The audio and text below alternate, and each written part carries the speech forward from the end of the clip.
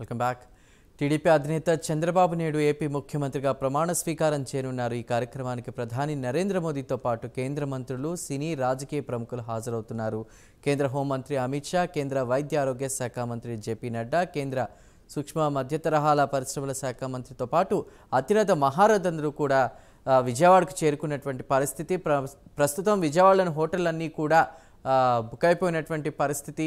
మరికొన్ని గంటల్లోనే అంటే 11:27 చంద్రబాబు ప్రమాణ స్వీకారం చేయబోతున్నారు. ఇక ఉప ముఖ్యమంత్రిగా, డిప్యూటీ సీఎంగా జనసేన అధినేత పవన్ కళ్యాణ్ ప్రమాణ స్వీకారం చేయబోతున్నారు. ప్రస్తుతం మన జనసేన పార్టీ కార్యాలయానికి వెళదాం. అక్కడ పరిస్థితిని వివరించడానికి మా ప్రతినిధి రాజు సిద్ధంగా ఉన్నారు. రాజు, ఏంటి సిచ్యువేషన్ జనసేన పార్టీని? అంటే చంద్రబాబు ప్రమాణ స్వీకారంతో పాటు డిప్యూటీ సీఎంగా పవన్ కళ్యాణ్ ప్రమాణ స్వీకారం చేయబోతున్నారు. ఈ నేపథ్యంలో ఆంధ్రప్రదేశ్లోని అన్ని జిల్లాలు, ముఖ్యంగా అటు విజయవాడకి అటు గుంటూరుకు ఉన్నటువంటి ప్రాంతం నుంచి కూడా భారీ సంఖ్యలో అభిమానులు, ముఖ్యంగా జనసేన పార్టీ కార్యాలయంలో సిచ్యువేషన్ ఎలా ఉంది? ఏంటి అప్డేట్స్?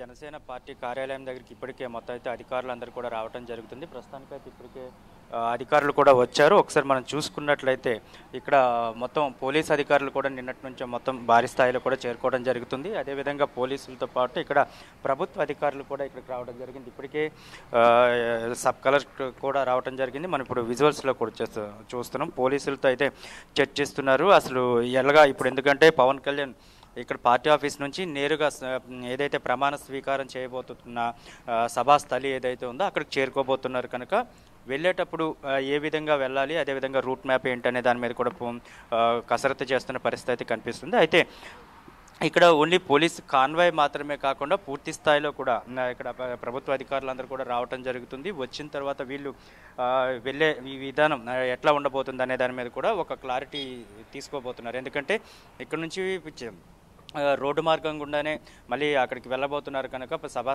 ప్రాంగణానికి వెళ్ళబోతున్నారు కనుక ఈ నేపథ్యంలో భారీ స్థాయిలోనే అక్కడ అభిమానులు, కార్యకర్తలు అందరూ కూడా వచ్చి ఇబ్బంది కలిగించే అవకాశం చాలా ఎక్కువగా ఉంటుంది. అందుకోసం రోడ్డు మార్గంగా వెళ్ళేటప్పుడు ఎటువంటి జాగ్రత్తలు తీసుకోవాలి. అది కాకుండా ఇప్పుడు ఏదైతే పార్టీ ఆఫీస్ ఉందో జనసేన పార్టీ ఆఫీస్ నుంచి సభాస్థలికి వెళ్ళడానికి ముందు దాదాపుగా 4 కిలోమీటర్ల వరకు కూడా పూర్తి స్థాయిలో కూడా ట్రాఫిక్ మొత్తం కూడా నిలిచిపోయిన పరిస్థితి అయితే కనిపిస్తుంది. అక్కడ ఏదైతే చెన్నై హైవేకి సంబంధించినంత వరకు బ్రిడ్జ్ ఉందో మొత్తం దాని మీద కూడా పూర్తి స్థాయిలో వాహనాలన్నీ కూడా నిలిపివేశారు. ఎవరిని కూడా అటువైపు పంపించడం లేదు. ఎందుకంటే పూర్తి స్థాయిలో అక్కడ బెంచ్ సర్కిల్ నుంచి మంగళగిరి జంక్షన్కి వచ్చే, అంటే గుంటూరుకి వెళ్ళే రోడ్డు నుంచి అటు బెంచ్ సర్కిల్ మొత్తం పూర్తి స్థాయిలో కూడా ట్రాఫిక్లో ఇరుక్కుపోయిన పరిస్థితి కనిపిస్తుంది కనుక ఇటు నుంచి వెళ్ళేటప్పుడు ఏ విధంగా వెళ్ళాలి అన్న దాని మీద కూడా పూర్తిగా ఒక ఆలోచన చేస్తున్న పరిస్థితి కనిపిస్తుంది. ఇటు మా పార్టీ ఆఫీస్ నుంచి వెళ్ళినట్లయితే రాంగ్ రూట్లోనే పవన్ కళ్యాణ్ మళ్ళీ తీసుకెళ్లాల్సి వస్తుంది కనుక అటువైపు వచ్చే వాహనాలను కూడా పూర్తి స్థాయిలో అయితే నిలిపివేసిన పరిస్థితి కనిపిస్తుంది. ఇక్కడ పవన్ కళ్యాణ్ ప్రమాణ స్వీకారం కోసం పవన్ కళ్యాణ్ ప్రమాణ స్వీకారం చేయడానికి వెళ్ళబోతున్నారు కనుక ఇక్కడ అభిమానుల్లో, కార్యకర్తల్లో, జనశ్రేణుల్లో మాత్రం పూర్తి స్థాయిలో కూడా ఒక ఆనందోత్సవం నెలకొని ఉందని చెప్పుకోవచ్చు. ఒక సంక్రాంతి పండుగ చేసుకుంటున్నట్లు, ఒక బక్రీద్ చేసుకుంటున్నట్లు, ఒక రంజాన్ చేసుకున్నట్లు, ఒక క్రిస్మస్ చేసుకున్నట్లు ప్రతి ఒక్కరు కూడా తమ ఇంటిలో జరుగుతున్న ఈరోజు పండగ అంటూ కూడా అభిమానులందరూ కూడా ఒక వాట్సాప్ స్టేటస్లు పెట్టడం కావచ్చు, లేకపోతే సోషల్ మీడియాలో పోస్టులు పెట్టడం కావచ్చు, ప్రతి ఒక్కరు కూడా తమ అభిమాన నాయకుడు ఈరోజు ప్రమాణ స్వీకారం చేయబోతున్నారు కనుక తప్పకుండా మేము అంతా కూడా హాజరు అవ్వాలి, దగ్గరుండి చూడాలని ప్రతి ఒక్క కార్యకర్త, ప్రతి ఒక్క అభిమాని యొక్క కోరిక. కానీ అందరికీ కూడా అక్కడ అవకాశం కల్పించలేరు కనుక ప్రతి ఒక్కరు కూడా సంయమనం పాటించాలి. ఎవరికి వాళ్ళు ఉన్న ఇంటి దగ్గర కానీ లేకపోతే వాళ్ళకున్న ప్లాట్ఫామ్స్లో కానీ, మీడియా ప్లాట్ఫామ్స్లో కానీ మాత్రమే తిలకించండి. ఎవరు కూడా దయచేసి విజయవాడ పరిసరాలకు రావద్దు అంటూ కూడా పవన్ కళ్యాణ్ ఇప్పటికే చెప్పడం జరుగుతుంది. ఎందుకంటే పవన్ కళ్యాణ్ ఏదైతే ప్రమాణ స్వీకారం చేయడానికి వెళ్తున్నప్పుడు ఆ సభాస్థలి దగ్గర, ఎందుకంటే పవన్ కళ్యాణ్ చిన్న ఒక ర్యాలీకి వెళ్ళినా లేకపోతే ఒక మీటింగ్కి వెళ్ళినా కొన్ని లక్షల మంది అక్కడికి స్వచ్ఛందంగా చేరుకొని అయితే మీటింగ్కి హాజరవ్వడం జరుగుతుంది. అది కానీ ఈసారి కానీ అలా వస్తే మాత్రం, అంటే అలాంటిది ఒక ప్రమాణ స్వీకారం చేయబోతున్న అభిమాన నాయకుడిని చూడడానికి ఎంతమంది వస్తారనేది ప్రతి ఒక్కరికి అర్థమవుతుంది. అదే దాంట్లో ఈరోజు పోలీసులకు కూడా కాస్త భయం కలిగిస్తున్న పరిస్థితి కూడా చెప్పుకోవచ్చు. ఎందుకంటే ఆంధ్రప్రదేశ్లోని 13 జిల్లాల నుంచే కాకుండా మొత్తం తెలుగు రాష్ట్రాలే కాకుండా ప్రపంచవ్యాప్తంగా కూడా పవన్ కళ్యాణ్కి అభిమానులు ఉన్నారు. అంటే పవన్ కళ్యాణ్కి చాలాసార్లు కూడా అందరూ చెప్తూనే ఉంటారు, పవన్ కళ్యాణ్కి అభిమానులు అనడం కంటే అందరు కూడా పవన్ కళ్యాణ్కి భక్తులు ఎక్కువ మంది ఉంటారంటూ కూడా చాలా ప్రసంగాల్లో మనం వింటూ ఉంటాం. ఎందుకంటే ప్రతి అభిమాని కూడా తన ఒక అభిమానులా చూడరు, ఆయన దేవుడిలా చూస్తారు పవన్ కళ్యాణ్ని. అందుకోసం అటువంటి తమ ఇష్టదైవం లాంటి పవన్ కళ్యాణ్ ఈరోజు ప్రమాణ స్వీకారం చేయబోతున్నాడనే వార్త తెలిసిన తర్వాత ప్రతి ఒక్కరు కూడా ఒక నూతన ఉత్సాహం, వాళ్ళందరిలో కూడా ఒక తెలియని ఆనందం.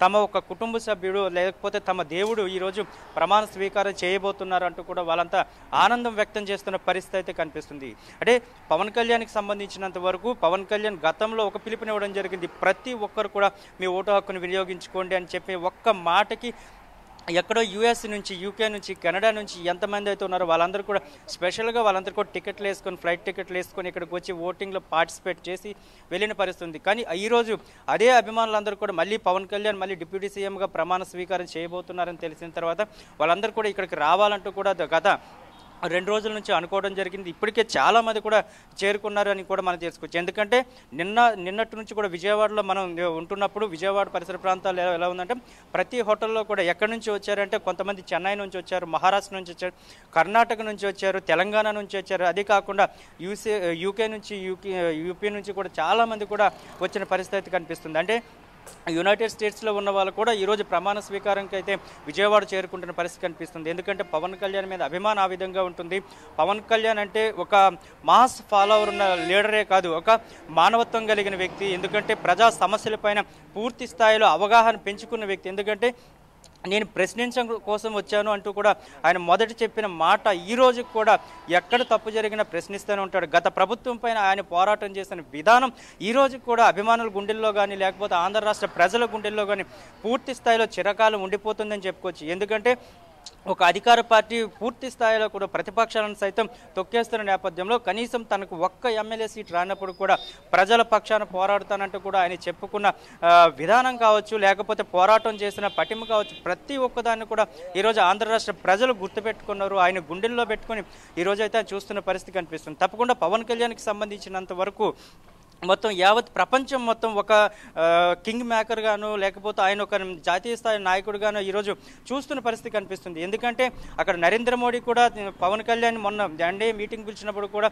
చాలా ఇదిగా చెప్పడం జరిగింది. పవన్ కళ్యాణ్ ఒక సునామీ అంటూ కూడా చెప్పడం జరిగింది. అటువంటి సునామీ ఈరోజు ప్రమాణ స్వీకారం చేయబోతున్న నేపథ్యంలో ఎంతమందికి ఎంత ఆలోచన కలిగి ఉంటుంది, ఆయన చూడడానికి కానీ చుట్టుపక్కల పరిసర ప్రాంతాలు రావడానికి కానీ ఎంతవరకు ఉంటుంది అనేది ప్రతి ఒక్కరు తెలుస్తుంది. ప్రస్తుతానికైతే మరికొద్ది గంటల్లోనే పవన్ కళ్యాణ్ ప్రమాణ స్వీకారం ఉండబోతుంది కనుక కార్యకర్తలు, నాయకులు పెద్ద స్థాయిలో కూడా ఇక్కడ పార్టీ ఆఫీస్ కూడా చేరుకున్న పరిస్థితి కనిపిస్తుంది.